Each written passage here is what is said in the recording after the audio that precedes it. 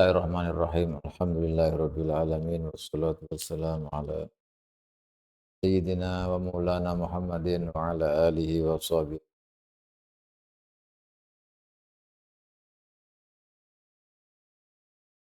Faqala Syekh Usfuri, Syekh Muhammad bin Abi Bakar al-masyhur bi Usfuri di kitabihi Al-Mawa'id Al-Usfuriyah fi Arba'ina Haditsan. Ila angkal Bismillahirrahmanirrahim. Hari ini kita akan memulai kitab yang terkenal dengan nama kitabnya Al-Usfuriyah. Kitab Usfuriyah itu kitab yang sangat penting walaupun kitabnya kecil, karena kitab Usfuriyah adalah kitab yang di dalamnya menyebutkan 40 hadis. Hadis Rasulullah Shallallahu Alaihi Wasallam bisa natihil muttasil, sanadnya muttasil kepada Rasulullah Shallallahu Alaihi Wasallam. Dan pertama-tama Syekh Muhammad bin Abu Bakar Usfuri itu mengharapkan agar di dalam hidupnya itu mendapatkan pengampunan dari Allah, dihapus dosanya dan diampuni oleh Allah. Karena dalam sebuah hadis dijelaskan oleh Rasulullah sallallahu alaihi wasallam, "Man jama'a arba'ina hadisan fahuwa fil afwi wal ghufran." Jadi ada hadis yang menjelaskan barang siapa yang mengumpulkan 40 hadis, maka dia dalam al-afwi wal ghufran, dalam ampunan Allah, dosa-dosanya dihapus, dosa-dosanya dimaafkan. Maka beliau kemudian menghimpun atau mengumpulkan 40 hadis dengan harapan itu tadi mendapatkan al-afwu wal ghufran. Jadi kita pun bisa kalau kita misalkan mengharapkan pengampunan dari Allah dengan mengumpulkan 40 hadis dalam hal tertentu atau bab tertentu. Masalah-masalah tertentu khusus kita kumpulkan 40 hadis, maka kita oleh Rasulullah dikatakan fil afwi wal ghufran. Akan diampuni dosanya, akan dihapus dosanya. Maka salah satunya ini Syekh Muhammad bin Abi Bakar Al-Usfuri mengumpulkan 40 hadis ini yang insya Allah nanti kita baca satu persatu berikut artinya dan beberapa kisah mengenai tentang hadis itu, karena kisah yang akan disampaikan oleh beliau itu juga kisah yang disebutkan oleh perawi hadis. Ada di riwayat-riwayat lain yang menjelaskan tentang seputar hadis.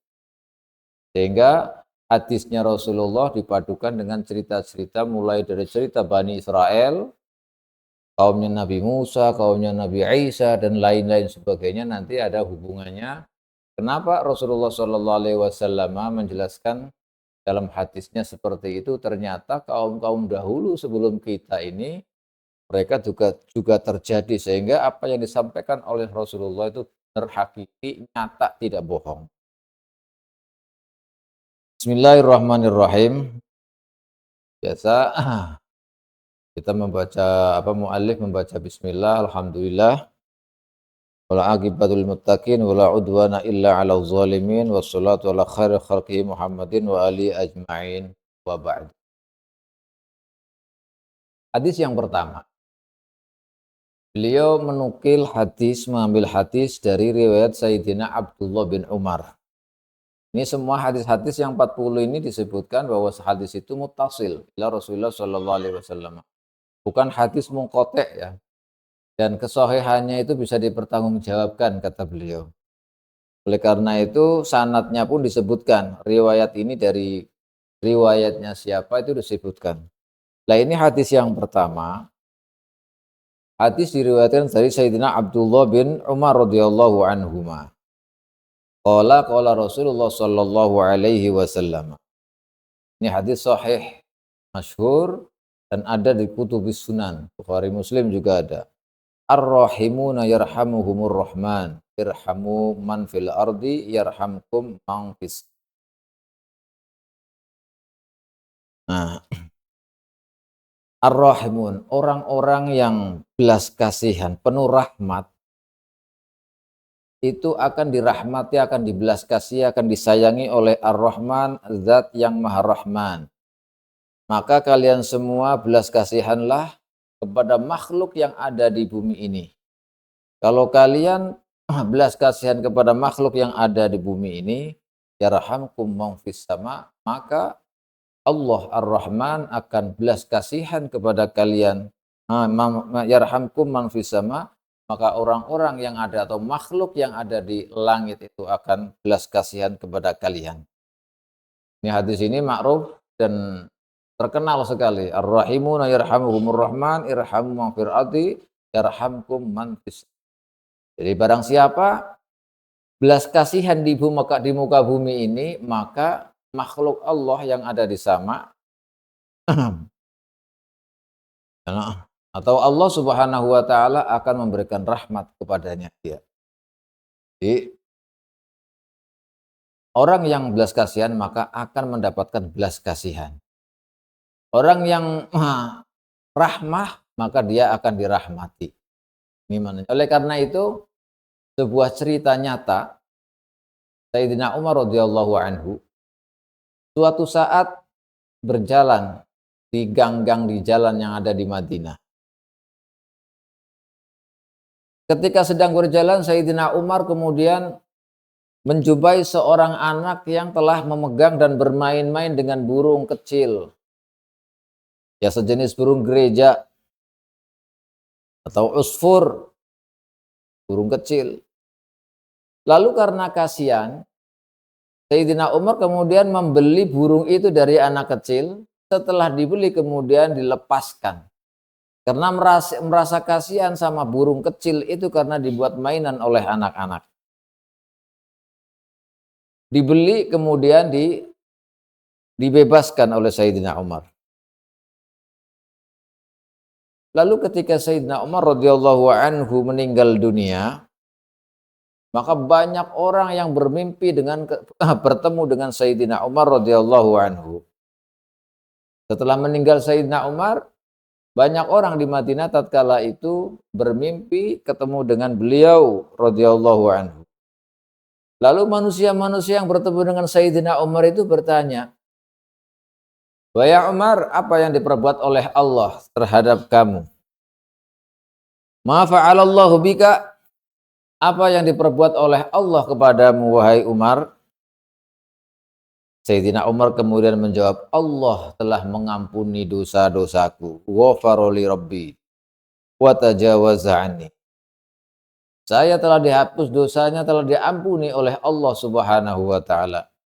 Lalu manusia yang bertemu tadi bertanya, sebab apa kau diampuni dosa-dosa kamu ya Umar? Apakah karena kepimpinanmu? Apa karena keadilanmu dalam memimpin sebagai khalifatul Rasulullah sallallahu alaihi wasallam? Atau dengan apa Allah atau sebab apa Allah mengampuni dosamu? Sayyidina Umar kemudian menjawab,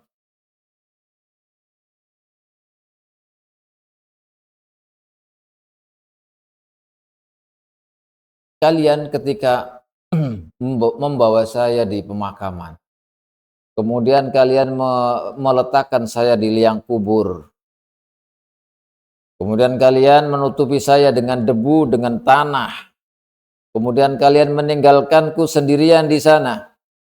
Maka datanglah kedua malaikat itu kepadaku yang sangat-sangat menakutkan sehingga aku pun takut, Sayyidina Umar. Sampai saya hampir-hampir pingsan, hilang akalku karena dua malaikat itu sangat menakutkan. Bahkan saya sampai bergetar karena menyaksikan malaikat yang begitu menakutkan. Lalu kedua malaikat ini kemudian membawaku dan kemudian mendudukkan aku, kata Sayyidina Umar. Dan mereka berdua hendak menanyai aku. Sebagaimana kita ketahui, kalau orang sudah meninggal nanti akan dibangkitkan untuk dipertanyai akan kedatangan dua malaikat mungkar nakir akan menanyai seorang mayit ini. Ini Sayyidina Umar juga diperlakukan sama. Setelah mereka hendak bertanya kepadaku, lalu saya mendengar ada suara tanpa rupa, kata Sayyidina Umar. Suara itu berbunyi, utruka abdi, tinggalkanlah hambaku itu. Wala tukhawwifahu, dan janganlah kau takut-takuti. Fa inni rahimtuhu wa tajawaztu anhu. Karena saya telah belas kasihan merahmati dia dan telah mengampuni dia. Karena dia telah belas kasihan kepada burung yang telah dibebaskan, yang dibeli dari anak kecil itu ketika dia masih di dunia. Nah, ini diceritakan bahwa Sayyidina Umar masuk surga bukan karena kepemimpinannya, mendapat ampunan dari Allah bukan dari keadilannya, tetapi karena satu, yaitu belas kasihan kepada burung kecil yang dibeli dari anak kecil itu untuk dibebaskan karena merasa kasihan. Nah, karena merasa kasihan ini kemudian Sayyidina Umar membelinya dan dibebaskanlah burung itu. Ini yang menyebabkan Sayyidina Umar dosa-dosanya diampuni oleh Allah. Tidak jadi ditanyai oleh malaikat yang sangat menakutkan. Karena itu Rasulullah Shallallahu Alaihi Wasallam ketika menjelaskan irhamu ar-rahimun, yarhamuhumur rahman, irhamu man fil ardi, yarhamkum man fis sama. Ini nyata-nyata adanya dan dialami oleh Sayyidina Umar radhiyallahu anhu setelah kematian. Ada cerita lagi yang tidak kalah penting dengan itu. Dahulu ada seorang hamba Allah, ini waktu zaman Bani Israel. Hamba Allah yang taat beribadah, senang ibadah. Sangat-sangat senang ibadah.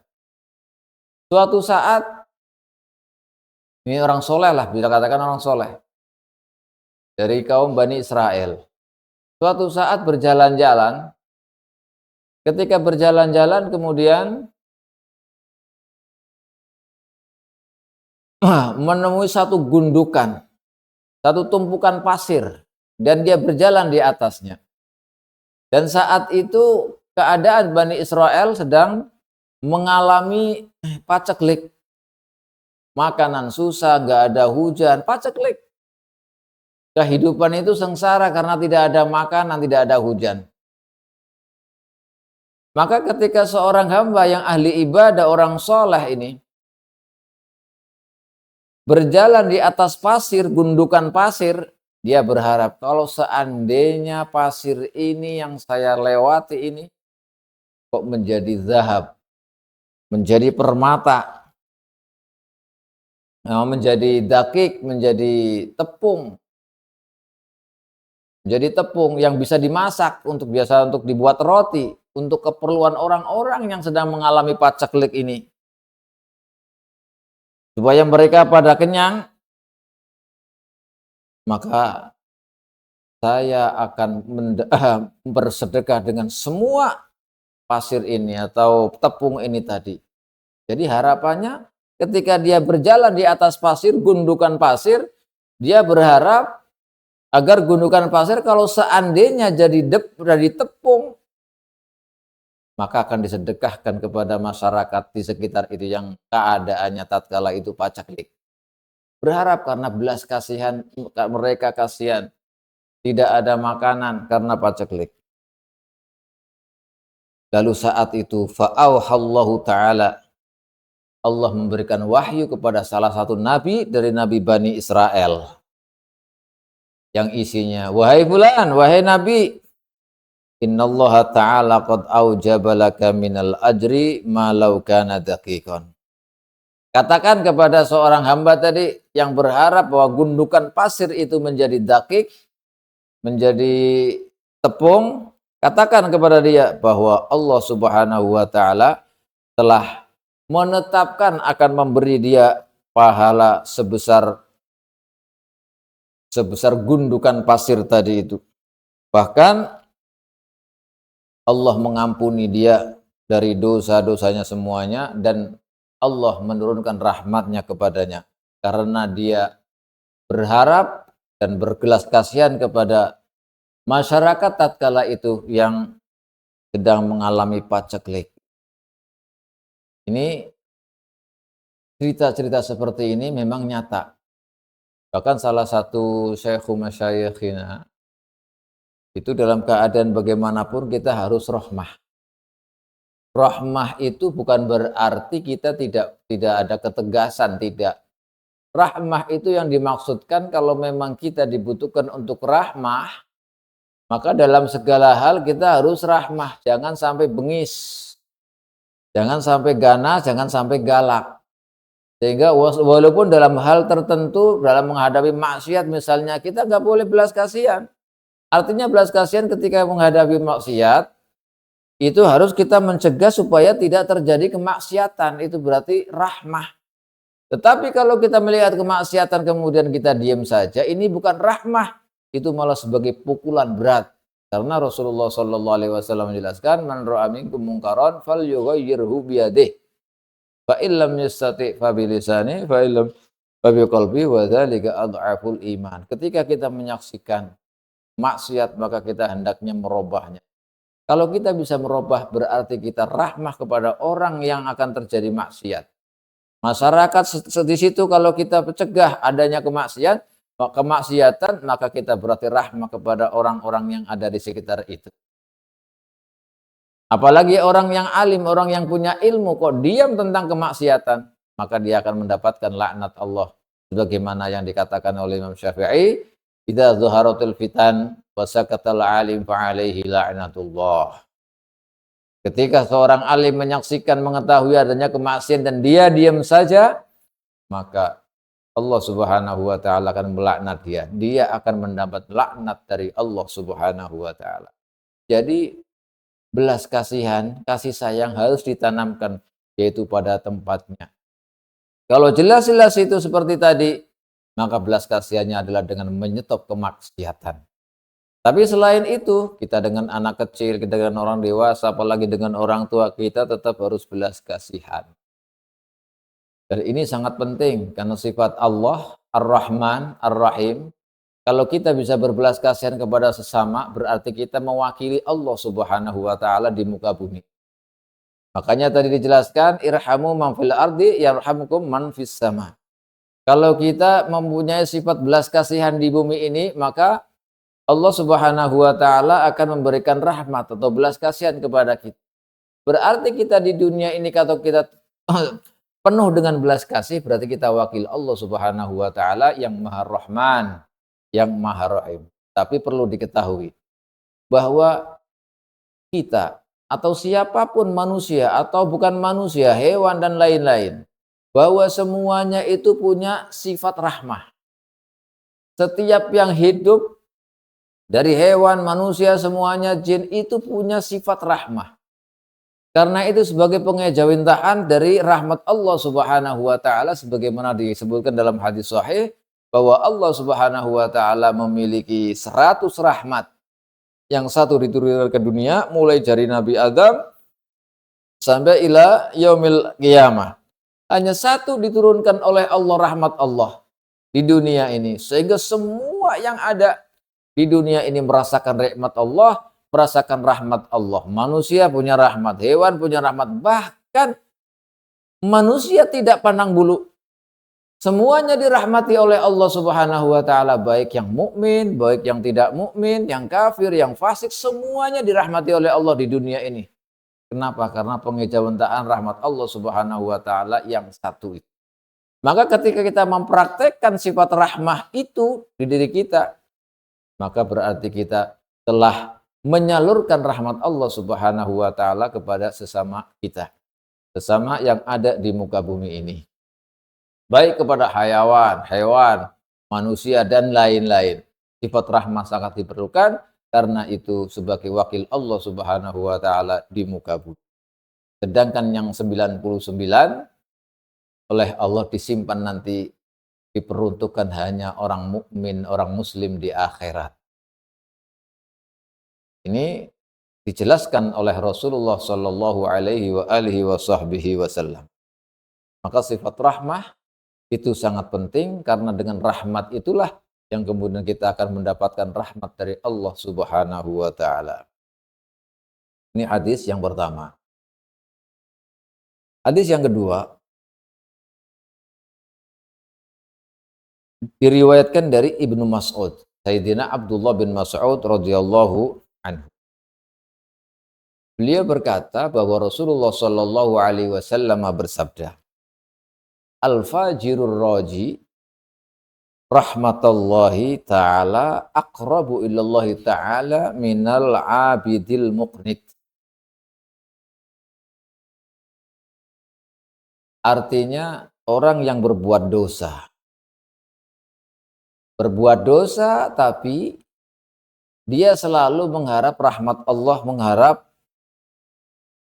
ridho Allah, mengharap rahmat Allah Ta'ala, itu lebih dekat dengan Allah dibanding dengan orang yang ahli ibadah yang bisa membuat orang lain putus asa.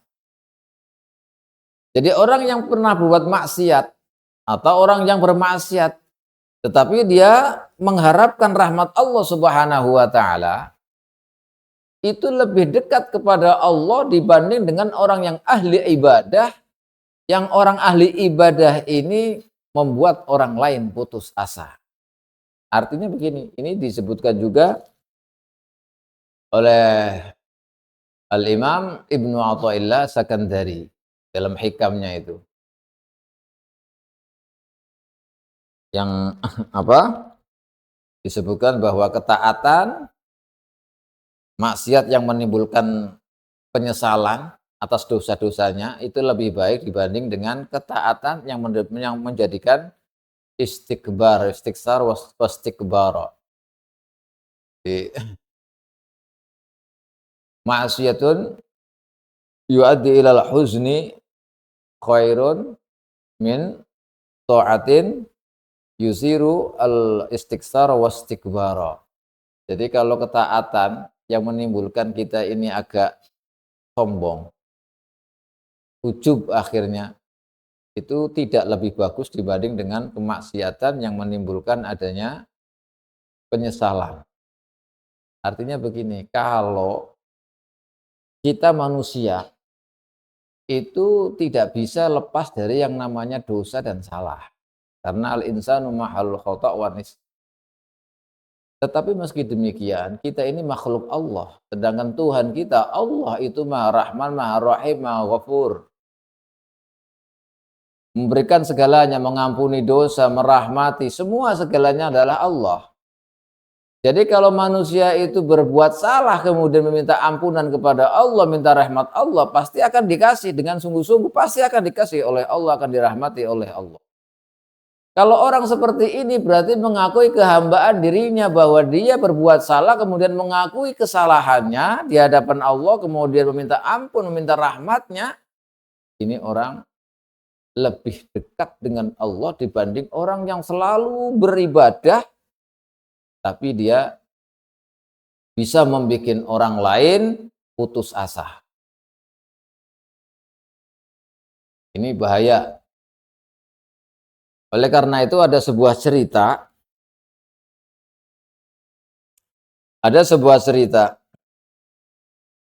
Yaitu dulu, ini cerita ini dikisahkan dari Sayyidina Abu Hurairah radhiyallahu anhu. Sayyidina Abu Hurairah menceritakan dari Rasulullah Shallallahu alaihi wasallam.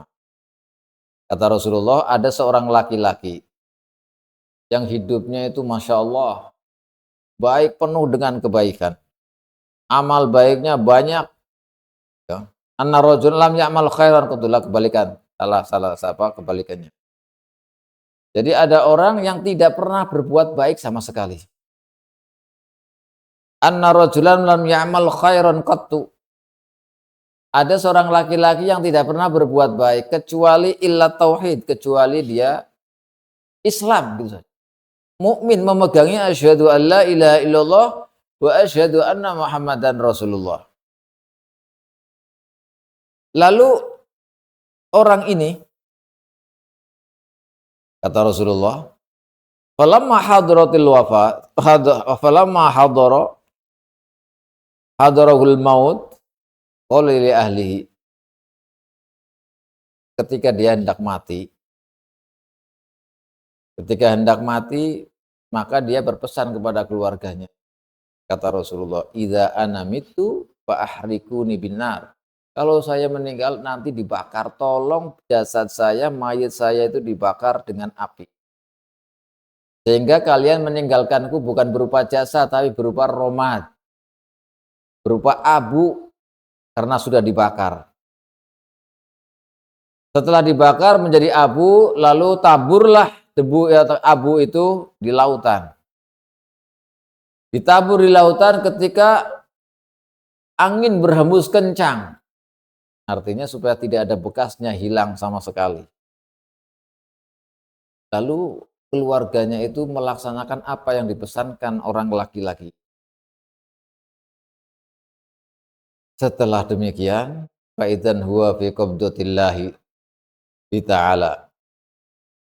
Ketika dia dibuang ke sana, ternyata kata Rasulullah, orang laki-laki yang meninggal dunia itu fi qabdatillahi ta'ala,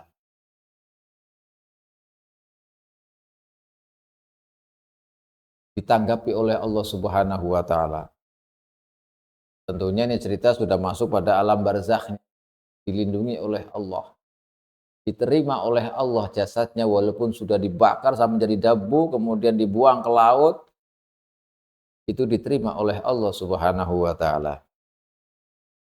Lalu dalam kuburnya itu ditanya oleh Allah, ma hamalaka ala dzalik, apa yang menjadikan kamu sehingga kamu pesan seperti itu, mayat kamu supaya dibakar kemudian debunya itu dibuang di laut.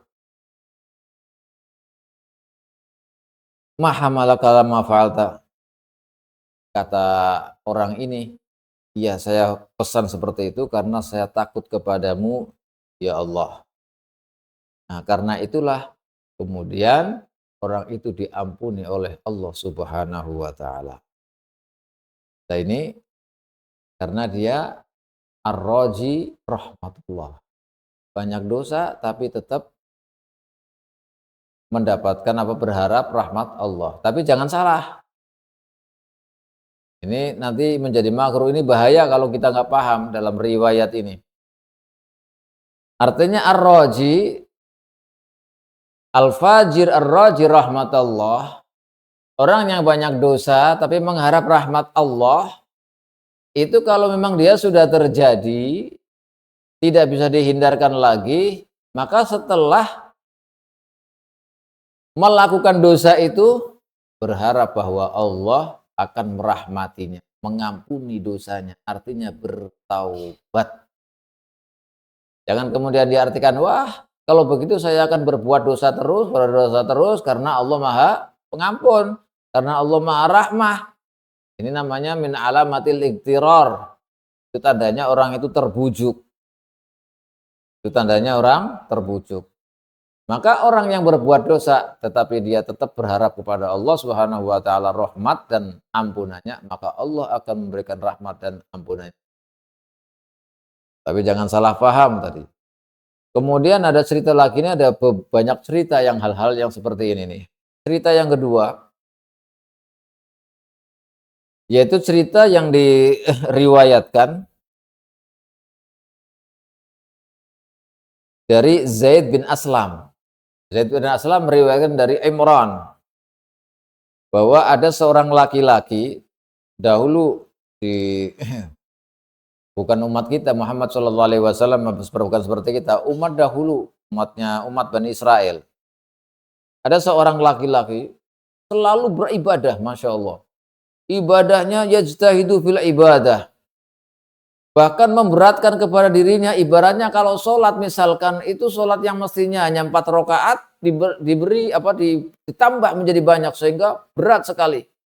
Memberatkan dirinya untuk beribadah. Selalu melakukan hal-hal yang berat untuk beribadah, memberatkan dirinya.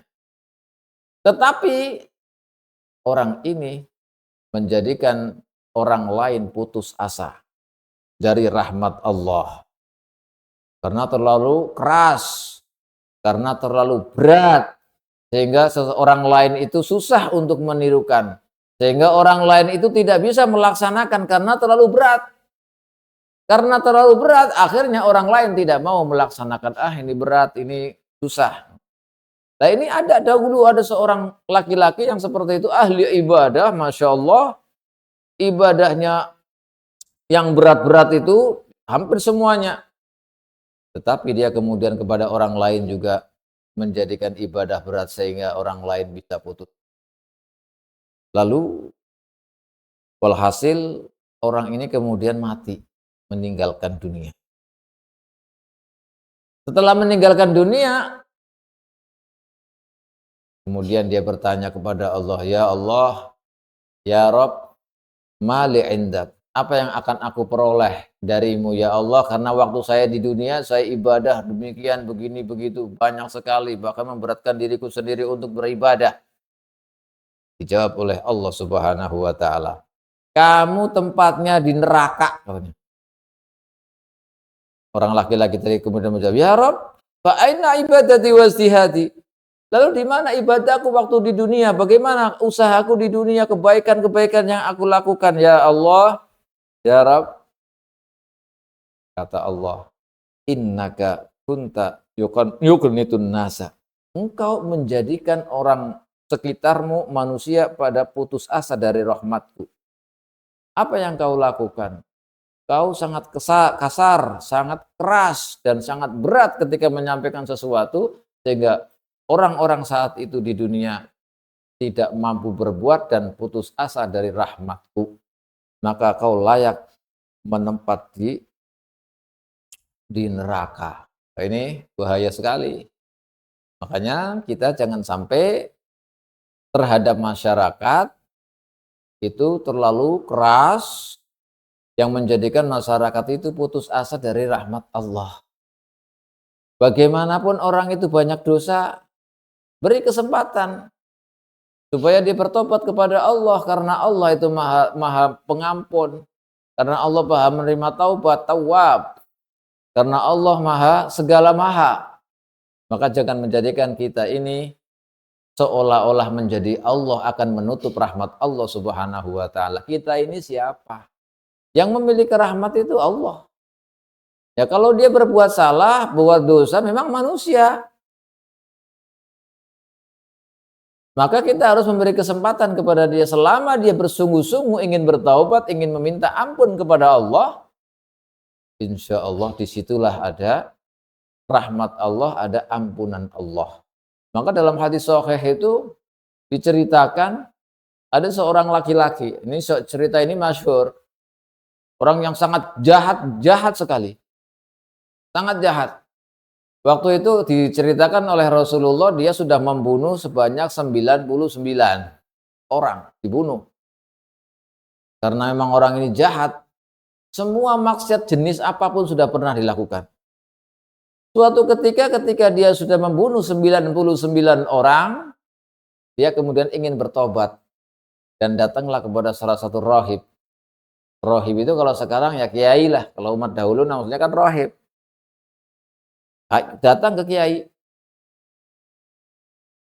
bertanya dan menceritakan apa yang dilakukan selama hidupnya, menceritakan dosanya, ini dosanya, itu semuanya, sampai diceritakan pula dia telah membunuh 99 orang. Lalu dia bertanya kepada kiai itu, apakah ada ampunan jika aku minta ampun kepada Allah? Saya mau bertobat kepada Allah, apakah dosaku bisa diampuni? Seorang kiai tadi itu kemudian menjawab, enggak, dosa kamu terlalu besar. Jenis dosa apapun telah kau lakukan, maka dosa kamu tidak akan diampuni oleh Allah. Seketika itu orang ini tak sadar apa yang ada di depannya, yaitu kiai, langsung ikut dibunuh sehingga genap 100 pembunuhan oleh dia. Lalu setelah membunuh 100 orang ini kemudian pergi lagi. Adakah harapan untuk bisa diampuni oleh Allah? Ketika saya bertobat, apakah akan diterima tobatku oleh Allah Subhanahu wa taala? Datanglah kepada salah satu orang alim lagi, kepada kiai lagi. Lalu bertanya dan diceritakan apa yang dilakukan. Sampai yang terakhir yaitu ada kiai yang dibunuh gara-gara jawabannya tidak sesuai dengan keinginannya. Artinya kalau tidak diampuni itu kan berarti sudah pintu tertutup. Maka dia tidak mau. Dia ingin harapan supaya diampuni oleh Allah. Apakah ada pintu taubat oleh dia? Meskipun dosanya seberapa banyaknya. Datanglah kiai yang kedua. Ceritakan semuanya. Dan akhirnya sampai membunuh 100. Dari kiai kedua itu kemudian dijawab oleh kiai. Dosamu yang kau lakukan. Jenis apapun dosa sampai membunuh 100 orang dibanding dengan ampunan Allah. Dibanding dengan rahmat Allah tidak ada apa-apanya. Bahkan seorang kiai ini, orang alim ini kemudian menjelaskan seandainya dosamu itu memenuhi antara bumi dan langit. Kalau dibandingkan dengan ampunan Allah tidak ada apa-apanya. Kalau dibandingkan dengan rahmat Allah tidak ada apa-apanya. Wa rahmatullahi wasi'ah. Maka mintalah ampun kepada Allah, bertobatlah dan meminta rahmat ampunan dari Allah Subhanahu wa taala. Akhirnya orang ini bingung, gimana caranya? Bertanyalah kepada kiai tadi. Terus bagaimana caranya saya supaya bisa bertobat sedangkan saya dosanya begini-begini? Ditanya oleh kiainya, "Kamu tempatnya di mana? Daerah mana kamu? Tinggalnya kamu di mana?" Oh, disebutkan desanya ini. Oh, kalau begitu kamu harus pindah dari desa itu menuju daerah lain. Di sana kamu akan kondusif, akan bisa bertobat.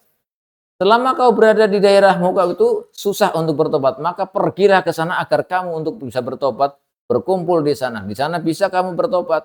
Pergi. Dengan tekad bulat, orang ini kemudian pergi dari desanya. Tengah-tengah jalan, nyawanya diambil oleh Allah Subhanahu wa taala, meninggal.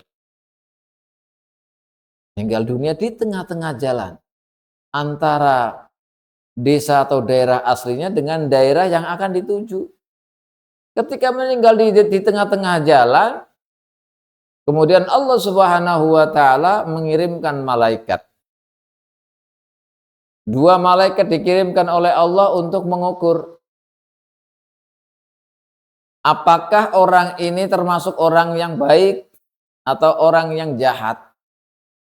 Karena orang ini belum pernah melakukan kebaikan sama sekali. Baru mau tobat. Sehingga pindah menjauhi dari daerahnya itu menuju daerah yang dimana dia akan bertaubat. Tapi belum sempat melakukan kebaikan. Hanya meninggalkan daerahnya. Di tengah-tengah itu dia meninggal. Maka malaikat yang diutus oleh Allah diperintah untuk mengukur mana yang lebih dekat ke daerahnya dia atau daerah yang akan dituju.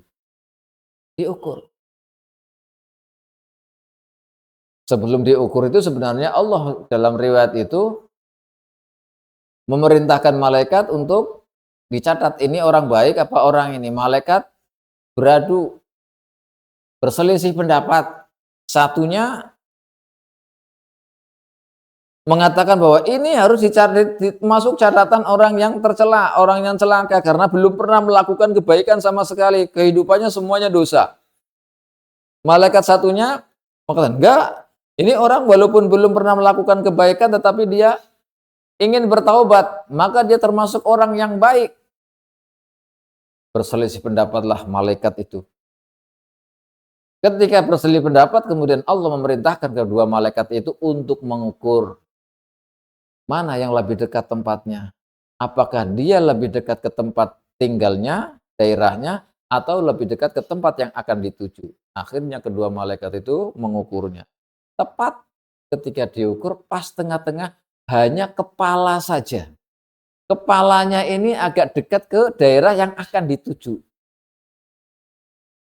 Jadi sedikit sekali. Karena walaupun lebih dekat hanya satu kepala ini jaraknya, maka Allah perintahkan dia termasuk min ahlil hasanat, termasuk orang-orang yang ditulis orang-orang baik walaupun dia tidak pernah melakukan kebaikan, tapi dengan niat baik, tidak putus asa, ingin bertobat, ingin memperbaiki diri, akhirnya dia mendapatkan ampunan Allah Subhanahu wa taala dengan berhijrah dari daerahnya menuju hijrah di tempat yang baru di mana dia akan bertobat melakukan kebaikan. Nah ini orang yang selalu mengharapkan rahmat Allah Subhanahu wa taala. Jangan putus asa karena rahmat Allah itu luas, tidak terbatas. Ada cerita lagi, banyak sekali cerita-cerita mengenai tentang itu. Ada salah satu kaumnya Nabi Musa alaihi salam. Ini malah cerita ini mengharukan sekali. Ada seorang laki-laki, hampir kayak tadi, tetapi ini beda lagi ceritanya. Umatnya Nabi Musa alaihi salam. Ada seorang laki-laki yang kehidupannya sehari-harinya itu mabuk-mabukan, maksiat, ya orang fasik lah. Bahkan orang-orang yang ada di sekelilingnya itu mengenal dia bukan orang baik, ahli maksiat. Ahli maksiat, nggak punya kebaikan sama sekali. Ini ceritanya agak panjang, tapi saya singkat saja. Walhasil orang ini kemudian meninggal dunia. Karena masyarakat mengenal dia bukan orang baik, maka ketika dia meninggal dunia, ditinggal, nggak ada yang mau ngurus mayitnya itu. Bahkan mayitnya itu ditaruh di tempat sampah. Mayitnya itu di tempat sampah karena memang masyarakat waktu itu mengenal dia bahwa dia itu ahli maksiat. Jadi ngapain mau diurus dia? Biar aja dimakan anjing. Biar aja dimakan anjing. Mayitnya nggak diurus, ditaruh di tempat sampah. Lalu Allah Subhanahu wa taala memberi wahyu kepada Sayyidina Musa alaihi salam. Ya Musa, pergilah ke sana, daerah ini ditunjukin oleh Allah.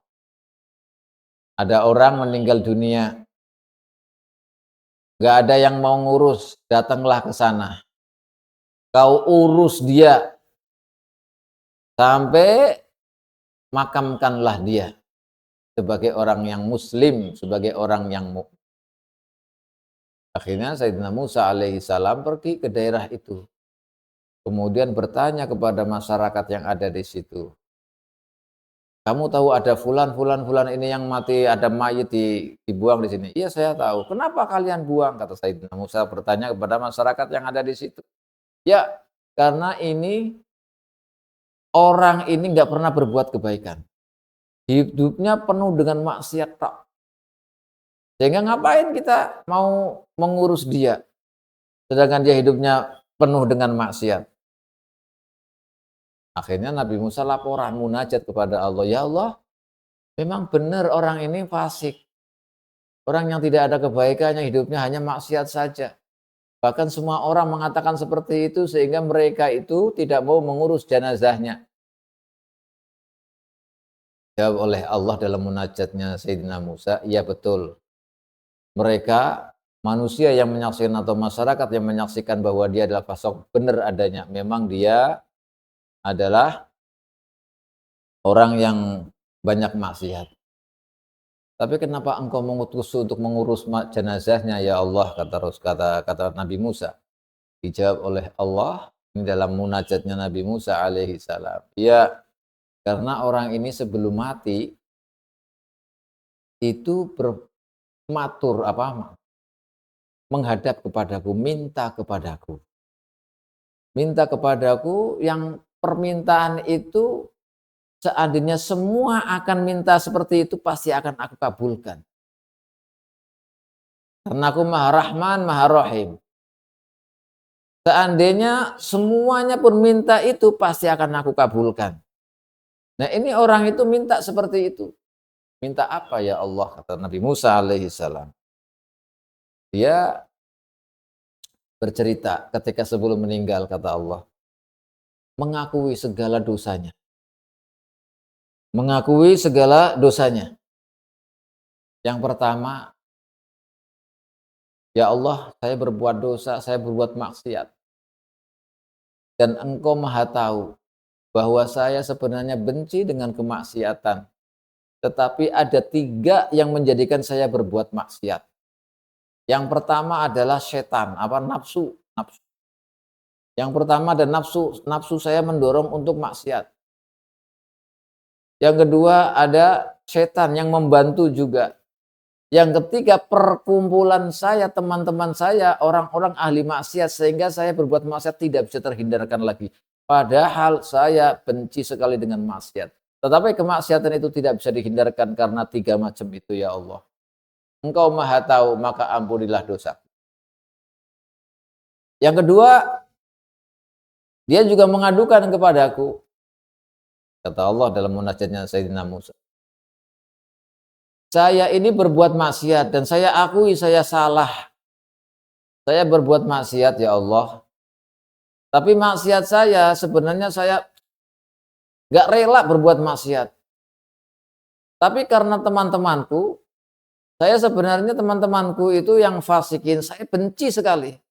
Saya senang dengan orang-orang soleh. Tetapi karena kumpulan saya seperti itu menjadikan saya tidak bisa kumpul dengan orang yang soleh. Malah kumpulnya dengan orang-orang fasik sehingga saya berbuat maksiat. Engkau maha tahu ya Allah, maka ampunilah aku. La ilaha illallah ini orang laki-laki tadi menjelaskan atau sebelum meninggal dunia menyampaikan itu kepada Allah Subhanahu wa taala. Yang ketiga, ya ilahi innaka ta'lamu minni anna sholihina kanu ahabba ilayya. Yang paling saya cintai adalah orang-orang soleh daripada orang-orang yang fasik. Seandainya ada orang datang kepadaku, orang soleh dan orang yang tidak soleh, maka saya jamin saya akan dahulukan, akan melayani orang yang soleh. Itu bukti kecintaan aku kepada orang soleh. Kata orang tadi yang meninggal tadi. Laqaddamtu hajatas soleh alat soleh. Ini. Tiga macam ini menyampaikan kepadaku. Dalam riwayat lain, dia mengatakan, ya Allah, kalau engkau siksa aku, kalau kau siksa aku dengan dosa-dosaku, ya Allah, maka musuh-musuhmu, musuh-musuhku dan musuhmu, setan-setan itu akan senang, ya Allah. Dan wali-wali kekasihmu, nabi-nabi semuanya pada susah, ya Allah. Tetapi kalau kau beri aku nikmat, kau ampuni aku, selamatkan aku, ampuni aku, merahmati aku, maka kekasih-kekasihmu, nabi-nabimu akan senang. Dan setan-setan, musuh-musuhku dan musuh-musuhmu ya Allah, itu akan susah. Dan saya tahu bahwa engkau suka dan senang kalau malaikat, kalau para wali, para nabi itu senang, maka engkau ikut senang. Maka ampunilah aku ya Allah, rahmatilah aku ya Allah. Ini gara-gara itu kemudian Allah Subhanahu wa taala mengampuni orang yang meninggal dunia yang dibuang di tempat sampah tadi. Nah, dia sebelum meninggal mengadukan itu tadi kepada Allah Subhanahu wa taala. Mahallus syahid bahwa orang yang berbuat maksiat ini jangan putus asa untuk bertobat.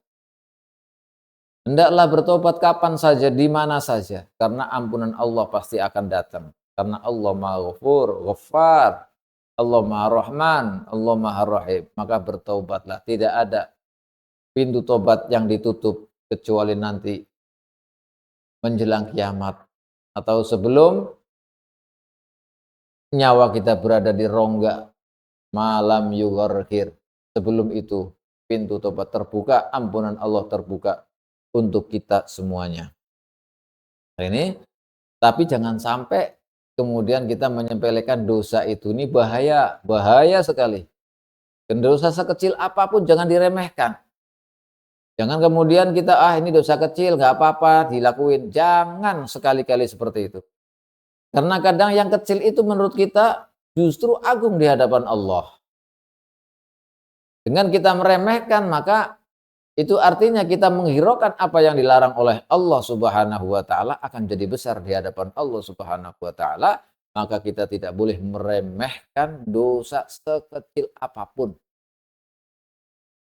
Makanya Al-Imam Zainal Abidin radhiyallahu anhu itu menjelaskan bahwa Allah itu menyamarkan atau menyimpan, tidak menampakkan murkanya itu